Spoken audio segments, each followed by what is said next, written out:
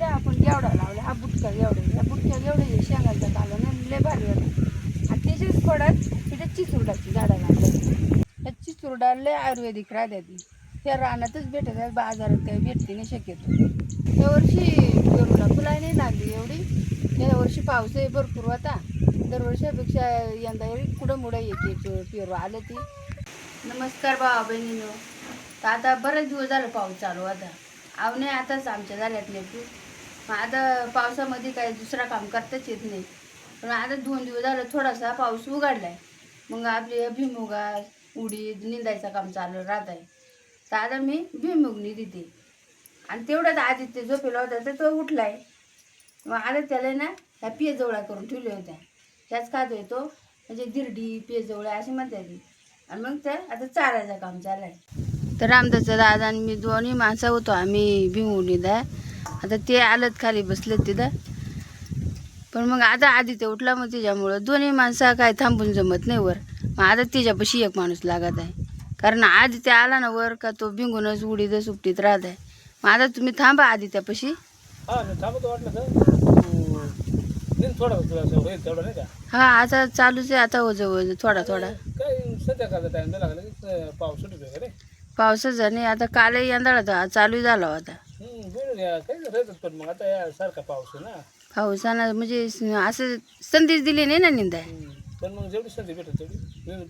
हा जसा उघडल तसा रामदास काय दुकानात जातो का आपली साखर नाही राहील ना साखर पकी माग झाली हा ना पक्की महाग झाली पण मग आता पाहिजेलच ना मग जाय सायकल घेऊन जातो ना जाय मग होय घ्या ना घेऊन या साखर तर पुढं फोडशील ना सायकल व्यवस्थित नाही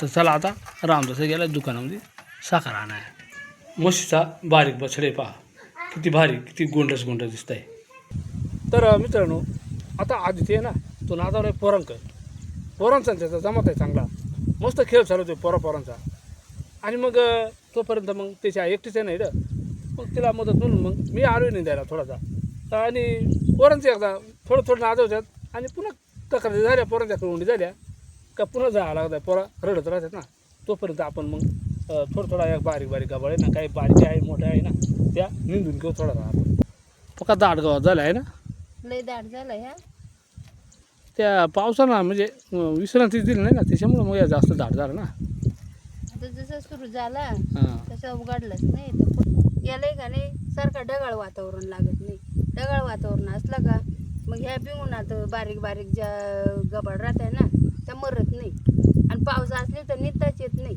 कारण ही माती जर बिंगुणाच्या पानावर पडले ना तर बिंगून पिवळा पडून मरून जातं आणि सारखं ढग म्हणजे असं पळतच राहतात ना सारखं म्हणजे असं मागत आणि भुरकाच दिसत आहे त्याच्यामुळं आता येतो का मग येतो असं वाटत आहे किती वाजलं तरी 4-5 वाजला असतील काय 4-5 वाजला असेल तर हा मग 4-5 वाजलं का आपला चियाचा टाईम झालाच झालं आली तलाब ना हा चियाची त्याला आली ठीक आहे का चिया ठेवायचं आता लागणारच आहे पण मग तुम्हाला माहित नाही का साखर किती महाग झाली नाही आता त्या माहिती आहे आपल्याला ना कसे किलो झाले 80 रुपये किलो 80 रुपये किलो ना हा मग त्यापेक्षा गोडाचा चिया प्यावा मग पण मग गुळही तरी बरंच महाग असेल ना काल एक ठिकाणी दुकानामध्ये मी गुळ विचारला ना हा तर गुळही 90 रुपये किलो सांगितलं आणि मग पहा बरं मग काय गुळाचा प्याला काय साखरेचा प्याला एक पण गुळाचा बाबा आरोग्याला चांगला राहत आहे पण मग आरोग्याला चांगला असतं एवढा भाग हा ना ते ऐपत पाहिजे ना घ्यायला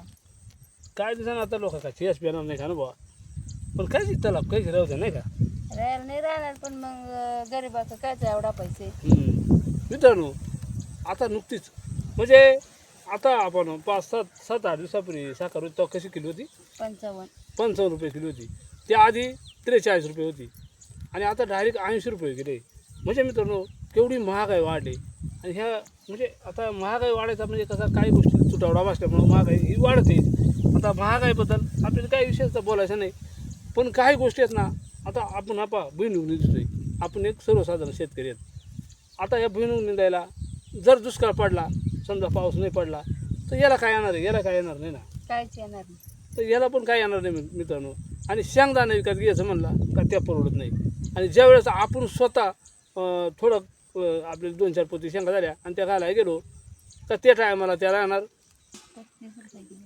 35 रुपये किलो, 40 रुपये किलो, 50 रुपये किलो. म्हणजे शेतकऱ्यांना जगायचंच नाही का मित्रांनो, असा काय भानगडी मित्रांनो असं आहे ना. तर मित्रांनो असे महागाई पण भरपूर वाढे आणि शेवटी विकत घेणंही आपल्याला परवडत नाही. त्याच्यामुळे ही आपली शेती आपल्याला करावं लागते. आता आपली शेती तर काही नॉर्मलच आहे. अरे मग आपला यूट्यूबचा पेमेंट आहे ना अजून बरंच दिवसांनी नाही आला ना. पेमेंटचं म्हणजे आता मध्ये बरं आता परत आजारी झाल्यामुळे मग काही व्हिडिओ टाकायला जमला नाही. आणि हिरव्यात टाकायला जमलं नाही. मग ह्या सगळ्या गोष्टी आपल्याला मित्रांनो नुकतीच थोडीशी तब्येत डाऊन झाली होती आणि आपलं व्हिडिओ पण येत नव्हतं. आता बऱ्याच मित्रांनी माहिती आहे का नव्हतं, तर मी आधी म्हणजे थोडासा व्हिडिओ टाकायचा होता ना त्याच्यामुळं. आणि आता चालेल निंदाचं काम, थोडीशी पावसानं विश्रांती दिली आणि पाऊस जर पुन्हा चालू झाला ना मित्रांनो, तर पुन्हा हे जे गाभाळ आहे ना पुन्हा भरपूर गाभाळ होईल.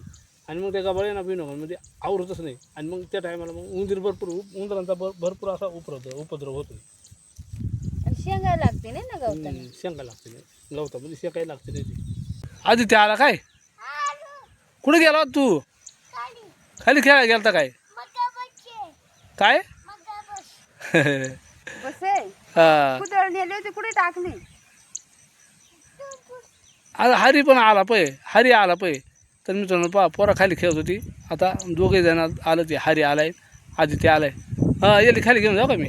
हा आता सोडून टाकतील खाल्लाय का. तर मित्रांनो हे आहेत पोरं आहेत ना, आणि ह्या भुईमुगामध्ये जर आले ना तर सगळा तुडून टाकीतात. भुईमुग काही तुडीतात, त्याच्यातला उडीद चवळी असेल ना त्या पण तुडून टाकीतात आणि उपटून पण टाकीतात. तर आता शेट होते काय? हा चेट ना आता तुम्हाला लय तलाप आले. हा पण मग तुला आले असेल ना. आता त्या दररोजच्या सवय लागून जाईल त्याच्यावर. चालेल मग ठेवूच या. तर या मग मित्रांनो मस्तपैकी गरम गरम शिया पियाला. तर भावा बहिणीनं भिंगून निघता हा छोटासा व्हिडिओ मी आपल्यासाठी बनवला. तर कसा वाटला नक्कीच कमेंटद्वारे सांगा. एक लाईक करा, चॅनलला नवीन असेल तर सबस्क्राईब करा, हाईप पण करा. जय हिंद, जय महाराष्ट्र.